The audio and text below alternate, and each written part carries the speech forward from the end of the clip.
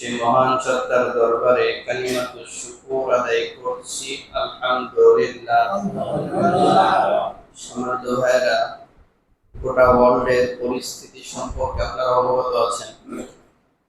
ইন্ডিয়ার ভারতের পশ্চিমবঙ্গেও মুসলিমদের উপরে আবার নতুন করে অত্যাচার শুরু হয়ে গেছে।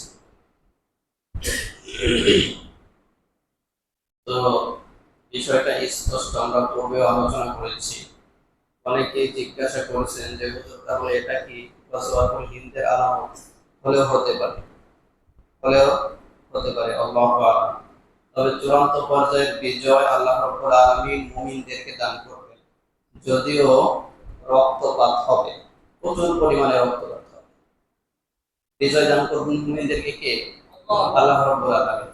সেজন্য আমাদের ঈমানকে মজবুত করা, কাফেরদের সাথে কেমন সম্পর্ক করতে হবে ওই ব্যাপারে আমাদের জ্ঞান অর্জন করা,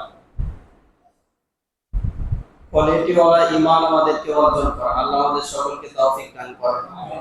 তো সম্মানিত ভাইয়েরা, গোটা ওয়ার্ল্ডে আবার খেলাফত প্রতিষ্ঠিত হবে। দেখতে হবে সেই কাতারে সেই খেলাফত প্রতিষ্ঠিত হওয়ার পেছনে আমি আমার অবদান কতটুকু, ওই কাতারে আমি শামিল থাকতে পারছি কিনা।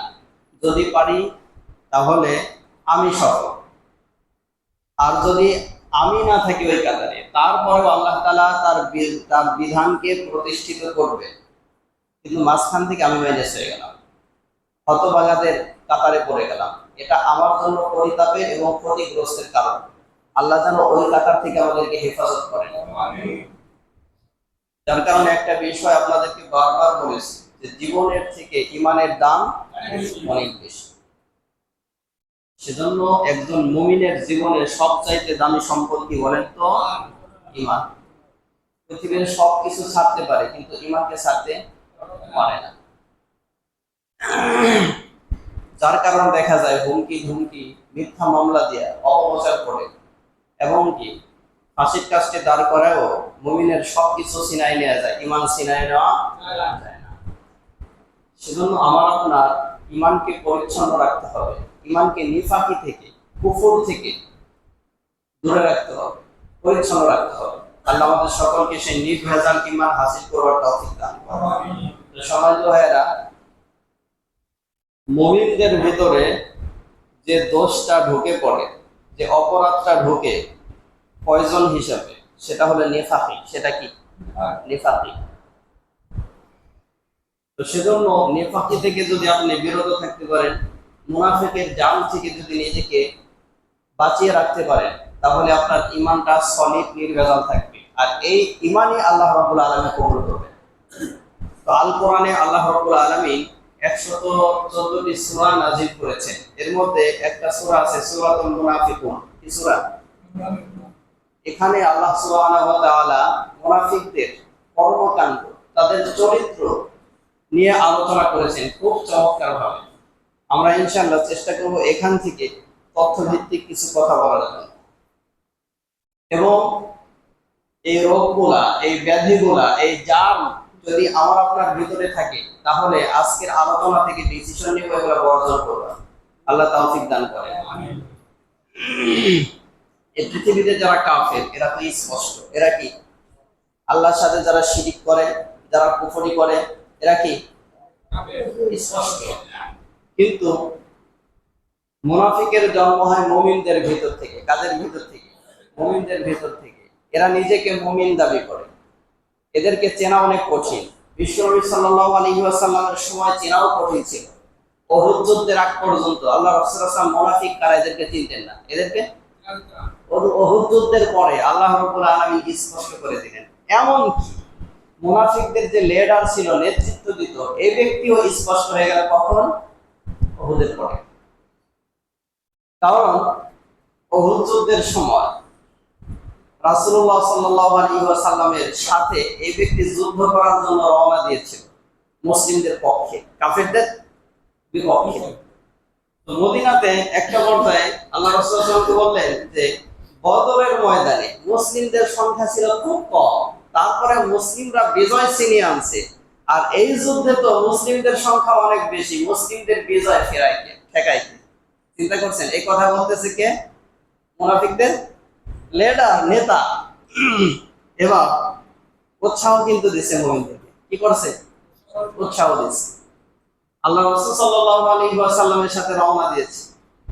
যখন রওনা দিয়েছেন, কিছুদূর গিয়ে বলতেছে মুমিনদেরকে, দেখেন, ফিরিয়ে আনার জন্য বলতেছে, যাদের সাথে যুদ্ধে যাচ্ছ এদেরকে চেনো, পাউডার বানায় দিবে, সব ফিনিশ করে ফেলবে। সেজন্য চলো আমরা ফিরে যাই। আমরা কি করি? ফিরে যাই। 1/3 নিয়ে জিহাদের ময়দান থেকে পালিয়েছে। তাহলে বোঝা যায়।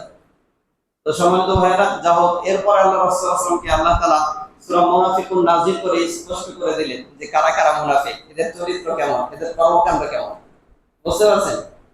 তো সম্মানিত ভাইয়েরা, যে কথা বলছিলাম, এর আগ পর্যন্ত আল্লাহ রাসূল সাল্লাল্লাহু আলাইহি ওয়াসাল্লাম নিজেও চিনতেন না মুনাফিক। আর মজার ব্যাপার হলো যে কাফেরদের চাইতে সবচাইতে নিকৃষ্ট মানের শাস্তি পাবে কারা? মুনাফিকরা। কারণ ওই যে একটা বললাম যে এদেরকে চেনা কঠিন। এদের চরিত্র হলো মুমিনদের ভিতরে সই হয়ে ঢুকবে, বাস হয়ে বের হবে। যার কারণে আল্লাহ রাব্বুল আলামিন বলেছেন, ইন্নাল মুনাফিকিনা ফি দারকিল আসফালি মিনান নার।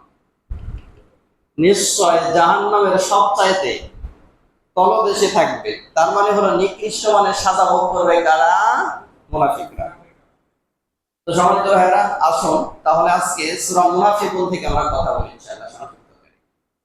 তো আলোচনার শুরুতেই এই সূরার নাজিলের একটা ব্যাকগ্রাউন্ড, একটা প্রেক্ষাপট, এটা আমাদের মাথায় নেওয়ার দরকার যে কিসের পরিপ্রেক্ষিতে আল্লাহ রাব্বুল আলামিন এই সূরাটা নাজিল করলেন। এই সূরা মাদানী সূরা, মদিনাতে নাজিল হয়েছে, হিজরতের পরে নাজিল হয়েছে। আর এখানে আয়াত সংখ্যা আছে 63টি। 63 নম্বর সূরা, 63। আয়াত সংখ্যা আছে হলো 12টি। কতগুলা? 12টি।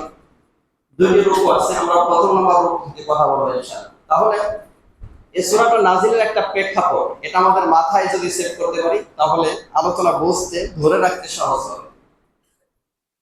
হযরত আবু হুরায়রা রাদিয়াল্লাহু আনহু থেকে বর্ণিত, তিনি বলেন, কোন একটা সফরে তো মুহাজির এবং আনসাররা আল্লাহ রাসূল সাল্লাল্লাহু আলাইহি ওয়াসাল্লামের সঙ্গে ছিলেন। এই এদের ভিতরে কিছু মুনাফিক ছিল, এরাও সঙ্গে ছিল। একটা কূপের পানিকে কেন্দ্র করে মুহাজির এবং আনসার দুই ব্যক্তির মধ্যে কথা কাটাকাটি হলো। কি হলো? একটু আওয়াজ দেন। কথা কাটাকাটি। তো একটা পর্যায়ে মুহাজির কাদেরকে বলা হয় জানেন? যারা মক্কা থেকে হিজরত করে মদিনায় গেছেন, এদেরকে কি বলা হয়? মুহাজির। এবং ওনাদেরকে যারা সাহায্য করছেন মদিনা, তাদেরকে কি বলা হয়? আনসার। তাহলে কূপের পানিকে কেন্দ্র করে মুহাজির এবং আনসার দুই সাহাবীর মধ্যে কি হয়েছে? কথা কাটাকাটি লাগছে। একটা পর্যায়ে আপনার মুহাজির বলতেছে, ইয়া আলাল মুহাজিরিন, মুহাজির যারা আছো আমার সাহায্যার্থে এগিয়ে আসো। আবার আনসার সাহাবী বলতেছেন, আনসারী যারা আছো আমার সাহায্যার্থে এগিয়ে আসো।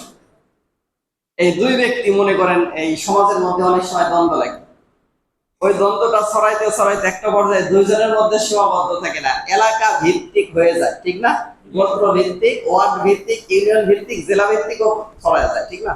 এই দ্বন্দ্বটা, অবস্থাটা এরকমই হইল। এমন অবস্থায় মুনাফিকদের যে লিডার আব্দুল্লাহ ইবনে উবাই ইবনে সালুল, এই ব্যক্তি একটা পর্যায়ে বলতেছে, এরা যে এত ক্ষমতা পায় কোত্থেকে? এরা আসছিল, একেবারে এদের বাড়ি ঘর ছিল না, টাকা পয়সা ছিল না, অর্থকরী ছিল না, এমনকি স্ত্রী পর্যন্ত ছিল না, কিছুই ছিল না, নিঃস্ব মানুষ। মুহাজির আনসারদেরকে উদ্দেশ্য করে বলতেছে কি বলেন তো? মুনাফিকদের লিডার। তো এদেরকে তোমরা স্ত্রীর ব্যবস্থা করে দিয়েছো, বাড়ি ঘর দিয়েছো, জমি জমা দিয়েছো, মাথায় উঠায় ফেলছো এক কথায়। তো এদের পেট কুকুরের পেটের ন্যায় বড় করতে থাকো। নাউযুবিল্লাহ। কি বলবো দেখছেন? সাহাবীদেরকে কাদের সাথে তুলনা করলো? আল্লাহ রাসূল সাল্লাল্লাহু আলাইহি ওয়াসাল্লামকে সহ।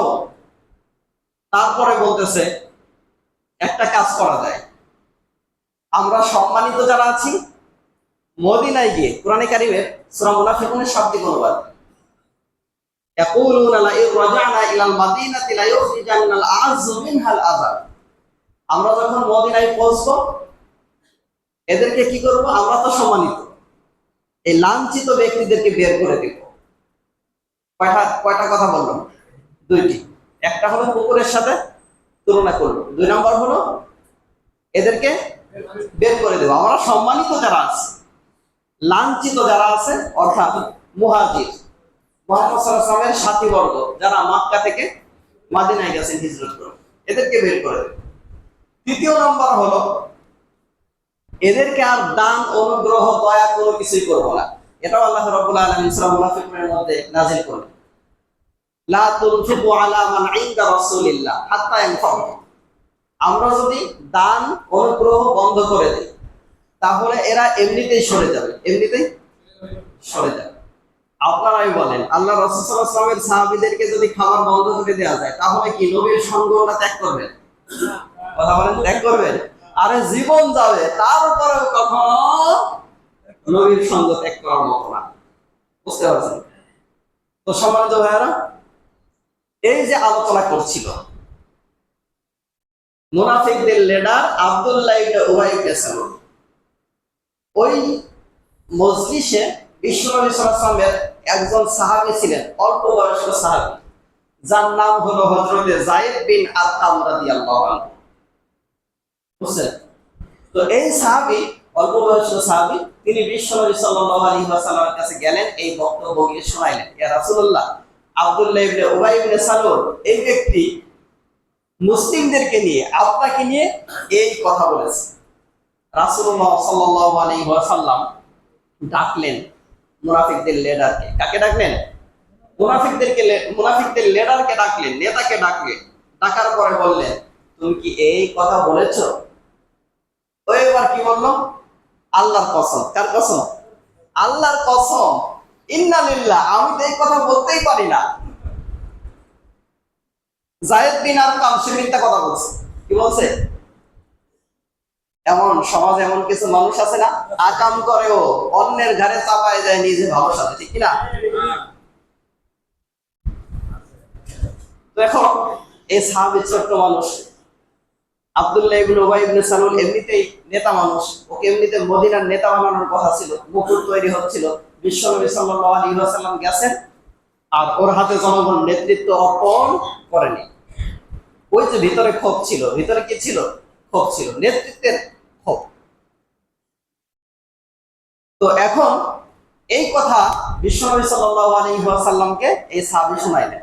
শোনানোর পরে এই সাহাবীর কাছে আর তো কোনো ডকুমেন্ট নাই, আর কোনো প্রমাণ নাই, তারপরে অল্প বয়স্ক মানুষ, এমনিতে মূল্যায়ন নাই, ঠিক না?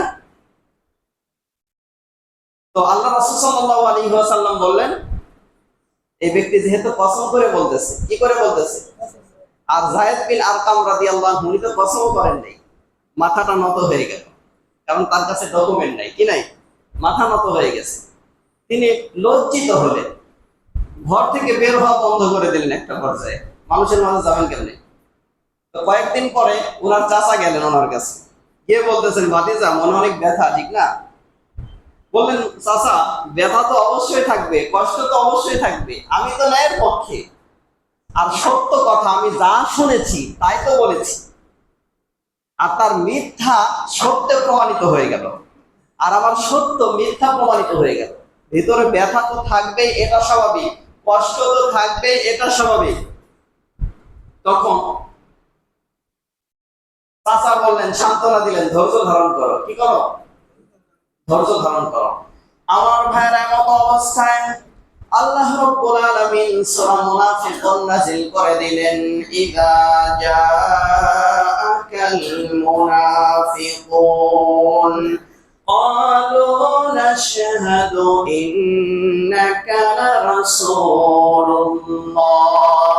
ওয়াল্লাহু ইয়া'লামু ইন্নাকা লারাসূলুহু والله يشهد إن المنافقين لكاذبون. سبحان الله. ইদা জাআকাল মুনাফিকুন, হে নবী, যখন আপনার কাছে মুনাফিকরা আসবে, এসে তারা বলবে আমরা সাক্ষ্য দিচ্ছি নিশ্চয় আপনি আল্লাহর রাসূল। মুনাফিকরা কি করে? কথা বলেন, সাক্ষ্য দেয়। কি করে? সাক্ষ্য দেয়। আল্লাহু ইয়াশহাদু ইযা জাআকাল মুনাফিকুন ক্বালু নাশহাদু ইন্নাকা লারাসূলুল্লাহ, অবশ্যই নিশ্চয় আপনি আল্লাহর রাসূল। আর আমি আল্লাহ সাক্ষ্য দিচ্ছি। মুনাফিকরা হলো মিথ্যাবাদী। মুনাফিকরা কি? আর আমি আল্লাহ জানি যে আপনি আমার রাসূল। তাহলে এক নম্বর বিষয় এখানে পেলাম, মুনাফিকরা কি বাদী? মিথ্যাবাদী। তাহলে মিথ্যাবাদী মানুষ বর্তমান সমাজে আছে কি নাই? কথা বলেন। হ্যাঁ, মুখ দিয়ে বলতেছে, দেখেন কারা মিথ্যাবাদী। মুখ দিয়ে বলতেছে লা ইলাহা ইল্লাল্লাহ, জবান দিয়ে বলতেছে কি লা ইলাহা ইল্লাল্লাহ, আল্লাহ তুমি ছাড়া কোনো ইলাহ নাই, কোনো মাবুদ নাই, কোনো আইনদাতা নাই, কোনো বিধানদাতা নাই, অথচ মানব রচিত আইন প্রতিষ্ঠার জন্য সংগ্রাম করে যাচ্ছে। ব্যক্তি মিথ্যাবাদী। ব্যক্তি কি বাদী? বিষয়টা বোঝেন নাই? তারপরে এমনি সচরাচর তো মানুষ মিথ্যা বলেই, আছে কি নাই? 100টা কথা বললে প্রায় 90টা কথাই কি বলে? মিথ্যা বলে। তাহলে এই লক্ষণটা কিসের? কিসের লক্ষণ? বিশ্বনবী সাল্লাল্লাহু আলাইহি ওয়াসাল্লাম বললেন ইজা হাদ্দাসা কাযিবা, মুনাফিক যখন কথা বলে ও কি বলে? মিথ্যা কথা বলে। তো সম্মানিত ভাইরা, এখন মুনাফিকরা যে লা ইলাহা ইল্লাল্লাহ বলে, জবান দিয়ে বলে, কি দিয়ে বলে? কিন্তু অন্তর দিয়ে এটা বিশ্বাস করে না, কর্মকাণ্ডে এটা বিপরীত করে। বুঝতে পারছেন? জবান দিয়ে বলে লা ইলাহা ইল্লাল্লাহ, কর্মকাণ্ড সম্পন্ন করে। তো এখন বিশ্বনবী সাল্লাল্লাহু আলাইহি ওয়াসাল্লামের কাছে আল্লাহ রাব্বুল আলামিন ওহী পাঠায় দিলেন। কি পাঠায় দিলেন? ওহী পাঠায় দিলেন। এরপরে আল্লাহ তাআলা কি বলেন? খুব চমৎকার করে। এর আগে মিথ্যার উপর একটা হাদিস আপনাদেরকে শোনাই, বুখারী মুসলিমের হাদিস। মিথ্যা আমাদেরকে ছাড়তে হবে। আল্লাহ রাসূল সাল্লাল্লাহু আলাইহি ওয়াসাল্লাম বললেন ইয়াকুম ওয়াল কিযব ফা ইন্নাল কিযবা ইয়াহদি ইলাল ফুজুর ওয়া ইন্নাল ফুজুরা ইয়াহদি ইলান নার। তোমরা মিথ্যাকে বর্জন করো। কি বর্জন করো? মিথ্যা বর্জন করো। মিথ্যা কাজ, মিথ্যা কথা, মিথ্যা কর্মকাণ্ড যা আছে সম্পূর্ণটাই তোমরা বর্জন করো। কারণ কি? মিথ্যা মানুষকে পাপাচারের পথ দেখায়। কিসের পথ দেখায়? পাপাচারের পথ। আর পাপাচার মানুষকে জাহান্নামের পথ দেখায়। কিসের পথ? জাহান্নামের পথ। আর একজন মানুষ যখন মিথ্যা কথা বলতে থাকে, মিথ্যা বলতে বলতে বলতে বলতে আল্লাহ রাব্বুল আলামিনের কাছে ওই বান্দা মিথ্যাবাদী হিসাবে সাব্যস্ত হয়। কিবাদী হিসাবে। তারপরে বিশ্বনবী সাল্লাল্লাহু আলাইহি ওয়াসাল্লাম বললেন আর তোমাদের উচিত হলো সত্য বলা। কি বলা? সত্য বলা। কারণ সত্য মানুষকে পুণ্যের পথ দেখায়। ওয়া ইন্নাস সিদকা ইয়াহদি ইলাল জান্নাহ, আর পূর্ণ মানুষকে জান্নাতের পথ দেখায়। কিসের পথ দেখায়? তাহলে আমরা কি বলবো? কথা বলেন, সত্য কথা বলবো। এতে যদি মুসিবত আসে তারপরে কি বলবো? সত্য কথা বলবো। কারণ সত্য মানুষকে নাজাতের পথ দেখায়। কিসের পথ? নাজাতের পথ। আর মুনাফিকদের যে অনেকগুলো আলামত রয়েছে, এর মধ্যে একটি আলামত হলো মুনাফিক মিথ্যা কথা বলে। কি কথা বলে? মিথ্যা কথা বলে। তারপরে ইত্তাখাযু আইমানাহুম, দ্বিতীয় নম্বর আয়াতের দিকে আমরা যাই। আল্লাহ তাআলা বললেন ইত্তাখাযু আইমানাহুম, তারা তাদের শপথকে ঢাল হিসাবে ব্যবহার করে। কি হিসাবে ব্যবহার করে? ঢাল হিসাবে ব্যবহার করে। তো এই সমাজে এমন মানুষ আছে না যারা মিথ্যা কসম করে? আছে। একটা পণ্য, একটা প্রোডাক্ট, মনে করেন একটা লুঙ্গির কথাই বলি, একটা লুঙ্গি ওই ব্যবসায়ী কিনেছে হলো 250 টাকা দিয়ে। কত টাকা দিয়ে? 250 টাকা দিয়ে। এখন কাস্টমার আসছে, আসার পরে বলতেছে ভাই আল্লাহর কসম এটা 300 টাকা দিয়ে কিনছি। তারপরে কাস্টমার চিন্তা করতেছে আল্লাহর কসম করছে আর 300 টাকা দিয়ে যেহেতু কিনছে তাহলে 320 টাকার কম তো আর দেওয়া যায় না। এখানে কসমটাকে কি হিসাবে ব্যবহার করলো? কথা বলেন, কি হিসাবে ব্যবহার করলো? ওই যে ঘটনা মনে আছে, মুনাফিকদের লিডার ওই কসমটাকে ঢাল হিসাবে ব্যবহার করেছিল। কি হিসাবে? ঢাল হিসাবে ব্যবহার করেছিল। সে কথাই আল্লাহ রাব্বুল আলামিন বললেন ইত্তাখাযু আইমানাহুম জুন্নাতান ফাসাদ্দু আন সাবিলিল্লাহ, ওরা কসমটাকে ঢাল হিসাবে ব্যবহার করে। বুঝতে পারছেন? শপথটাকে ঢাল হিসাবে ব্যবহার করে। ফাসাদ্দু আন সাবিলিল্লাহ, আর আল্লাহ তাআলার পথ থেকে মানুষদেরকে দূরে সরায়। কিসে সরায়? এটা মুনাফিকদের একটা কর্মকাণ্ড। কিভাবে সরায়? অন্য আয়াতের মধ্যে আল্লাহ রাব্বুল আলামিন বলেন যে ওয়াল মুনাফিকুনা ওয়াল মুনাফিকাতু বা'দুহুম মিন বা'দ ইয়া'মুরুনা বিল মুনকারি ওয়া ইয়ানহাউনা আনিল মা'রুফ ওয়া ইয়াকবিদুনা আইদিয়াহুম নাসাল্লাহু ফানাসিয়া। আল্লাহ সুবহানাহু ওয়া তাআলা সূরা তাওবার মধ্যে বললেন যে এক মুনাফিক হলো আরেক মুনাফিকের বন্ধু। কার বন্ধু? এক মুনাফিক আরেক মুনাফিকের বন্ধু। তো বন্ধু হিসাবে ওরা যে কাজ করে, নিজেরা তো খারাপ কাজ করেই, খারাপ কাজের দিকে মানুষদেরকে ডাকে। কাদেরকে ডাকে? খারাপ কাজের দিকে মানুষদেরকে ডাকে। এমন কোন মানুষ কি সমাজে আছে? হ্যাঁ, গতকালকে আসছে, বৃষ্টিতে এক জায়গায় আটকা পড়ছি, এক নেতা আসছে আমার কাছে, এসে বলতেছে হুজুর অমুক জায়গায় একটা গান বাজনার আসর, বিচার গান হবে, হুজুর আপনি সেখানে যায়েন না। সর্বশেষ কথা, তার কথার সারাংশ হলো এটা, হুজুর আপনি সেখানে যাবেন না। চিন্তা করেন, তার আগে আমাকে পাম দিয়ে বলাচ্ছে হুজুর আমরা দুলদি রেল গেট পাশে আপনাকে খুব মহব্বত করি। আমি বললাম হ্যাঁ আমি জানি আপনারা অনেক মহব্বত করেন, আপনাদের ভালোবাসার মূল্য আমি দিতে পারবো না, ঋণ কোনোদিন পরিশোধ করতে পারবো না। এবার বলতেছে হুজুর ওখানে যারা গান বাজনার বিপরীতে যারা দাঁড়াইছে এরা হলো দুর্বল কিছু বাচ্চা ছেলে পেলে। আমি বললাম আচ্ছা, বললো এই ব্যাপার আপনার নলেজে আছে? আমি বললাম হালকা পাতলা একটু আছে। উনি বললো হুজুর আপনাকে মহব্বত করি তো আপনি ওখানে যায়েন না। আপনি ওখানে? ও কিন্তু মুসলমানের সন্তান। কার সন্তান? ওখানে ব্যবস্থা করতেছে কিসের? নেক কাজের না অসৎ কাজের? তারপরে আমাকে চেষ্টা করতেছে ওখান থেকে মাইনাস করতে পারলে, মানে একটা জনশক্তি ওখান থেকে কমে গেল, আর ওরা উল্টা পাল্টা অকাম কুকাম করে মজা হবে বেশি। বুঝতে পারছেন? এমন মানুষ সমাজে আছে। তো মুনাফিকের কাজ যে কথা বলছিলাম, যে মুনাফিক হলো নিজেরা খারাপ কাজ করে মানুষদেরকে খারাপ কাজের দিকে ডাকে, নিজেরা অসৎ কাজ করে মানুষদেরকে অসৎ কাজের দিকে ডাকে, নিজেরা অশ্লীল কাজের সাথে জড়িত মানুষদেরকে অশ্লীল কাজের দিকে ডাকে, নিজেরা অন্যায় করে মানুষদেরকে অন্যায়ের দিকে ডাকে। এই কাজ কাদের? এই কর্মকাণ্ড কাদের? আল্লাহর পথ থেকে ওরা দূরে সরায় আমাদেরকে। আমি পরে ওই ব্যক্তিকে বললাম ভাই ওনার কথায় আসি, আপনি তো মুসলমানের সন্তান, আমিও মুসলমান, আপনিও মুসলমান। এখন এই যে যে শিল্পীরা, অন্যান্য জগতের যে শিল্পী আছে ওরা তো কনসার্ট করতেছে, গান বাজনা করতেছে, ওদের গান বাজনা ওরা করতেছে, আমি ওকে বোঝাইতেছি মানুষজন তো বাধা দিচ্ছে না। কি দিচ্ছে না? বাধা দিচ্ছে না। কারণ হলো একটা, ওরা এই গান বাজনাকে হারাম জেনে করতেছে। কি জেনে করতেছে? কথা বলেন। হারামকে হারাম জেনে করতেছে। ওরা অপরাধী কিন্তু ওদের ঈমান নষ্ট হচ্ছে না, ইসলাম থেকে বের হয়ে যায় না। আর এই যে বিচার গানের মাধ্যমে আমি ওনাকে বললাম আপনি হলেন শরীয়তের মোল্লা, আমি মারিফাতের ফকির। বিচার গানের সিস্টেমই হলো এটা যে আপনি শরীয়তের পালা গান হবে, আপনি শরীয়তের মোল্লা, আমি মারিফাতের ফকির। আপনাকে ঠকানোর জন্য যত রকমের কথা আছে আমি সব বলবো, এতে কোরআনের আয়াত ব্যাখ্যা হোক আর অপব্যাখ্যা হোক। তো আমার উদ্দেশ্য হলো আপনাকে ঠকাবো, আর আপনার উদ্দেশ্য হলো আপনি আমাকে ঠকাবেন। সর্বশেষ কোলাকুলি করতে করতে আমরা এই স্টেজ থেকে নেমে যাবো, মাঝখান থেকে বিভ্রান্ত হয়ে এই জঙ্গল বাড়িতে ফিরে যাবে। ফাসাদ্দু আন সাবিলিল্লাহ। পরে আমি বললাম যে আমার তো গান মুখস্থ আছে, আমি বললাম যে তাহলে আপনাকে কবে একটু গান শোনাই, আগে করোরে মূল আখেরের কাজ ধ্যান যদি হয় দিলেন নামাজ, অথবা পাঞ্জে গান নামাজ পড়া লাগবে না।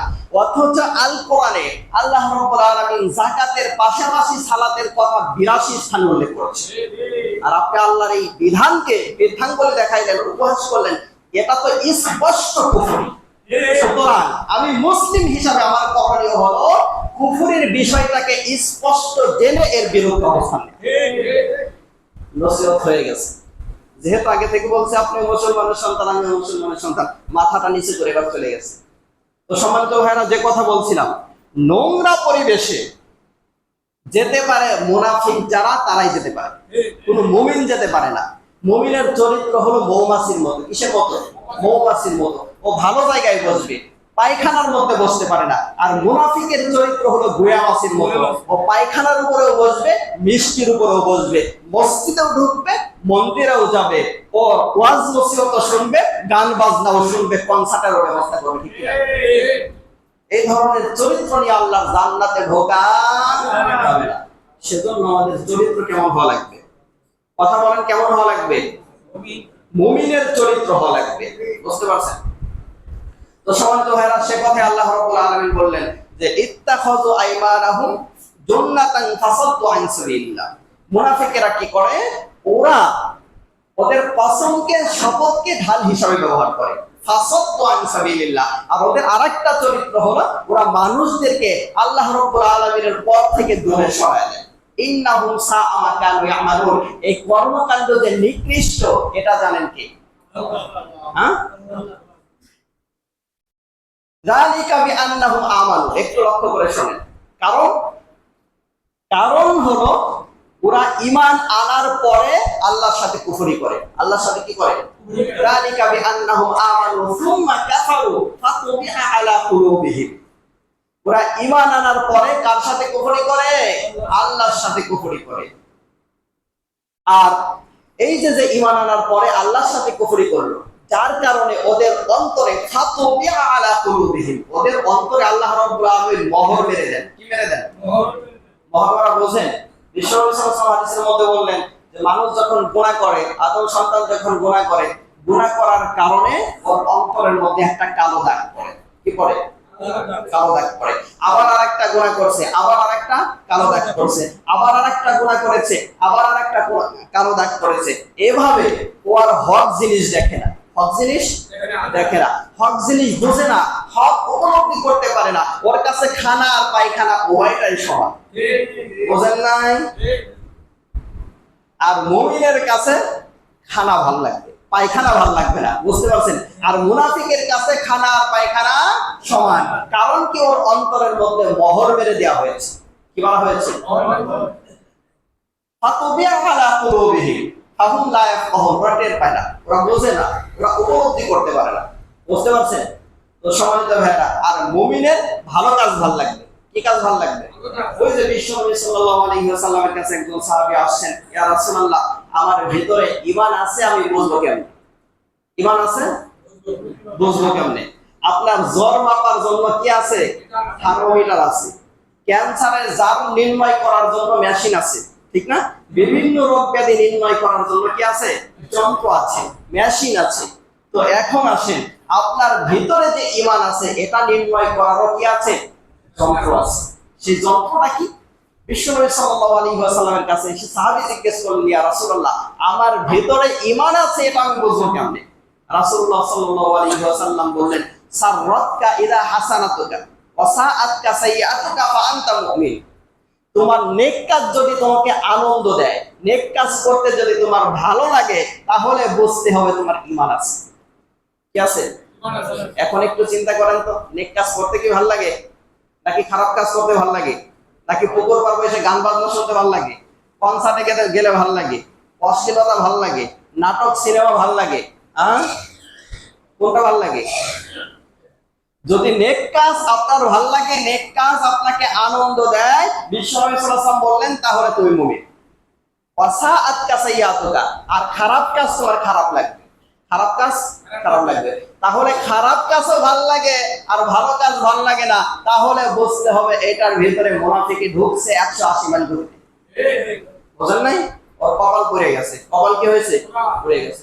তো সম্মানিত ভাইরা, এভাবে আল্লাহ রাব্বুল আলামিন মুনাফিকদের কিছু চরিত্র সূরা মুনাফিকুনের মধ্যে আল্লাহ সুবহানাহু ওয়া তাআলা উল্লেখ করেছেন। তো মুনাফিকদের আরেকটা চরিত্র হলো এরা সালাতে অলসতা করে। সালাতে কি করে? অলসতা করে। এরা মসজিদ থেকে দূরে থাকতে চায়। কি থেকে? মসজিদ থেকে দূরে থাকতে চায়। দেখেন তো এই অবস্থা আপনার আমার ভিতরে আছে কিনা? মনে করেন লোক দেখানোর জন্য সালাত আদায় করে। লোকজন ঢুকছে শুক্রবার দিন, আমি যদি রাস্তাঘাটে ঘোরাফেরা করি কেমন দেখা যায়? কেমন দেখা যায়? সেজন্য ঢুকছে মসজিদের মধ্যে। এই লোক কি আল্লাহর জন্য সালাত আদায় করছে আর লোক দেখানোর জন্য? কথা বলেন তো। আল্লাহ তাআলা বলেন, ওয়া ইযা কামু ইলা সালাতি কামু কুসালা। মুনাফিকদের চরিত্র হলো ওরা সালাতে দাঁড়ায় অলসতার সাথে। কিসের সাথে? অলসতার সাথে সালাতে দাঁড়ায়, এমন মানুষ আছে সমাজে। সেজন্য সমাজে ভাইরা আমার প্রত্যেকটা কাজ আল্লাহর জন্য হবে। কার জন্য? আল্লাহর জন্য। এই সূরা মুনাফিকুনের ৮ নম্বর আয়াত পর্যন্ত আল্লাহ রাব্বুল আলামিন এদের কিছু চরিত্র নিয়ে আলোচনা করেছেন। তো আল্লাহ সুবহানাহু ওয়া তাআলা আমাদের সকলকে মুমিনের চরিত্র হাসিল করার তৌফিক দান করেন। আমাদের ভিতর থেকে যেন আল্লাহ রাব্বুল আলামিন মুনাফিকের জার ভাইরাস এগুলো যেন আল্লাহ সুবহানাহু ওয়া তাআলা বের করে দেন। আল্লাহ আমাদের সকলকে খাঁটি মুমিন হওয়ার তৌফিক দান করেন। সম্মানিত ভাইরা, যারা সালাত আদায় করবেন সালাত আদায়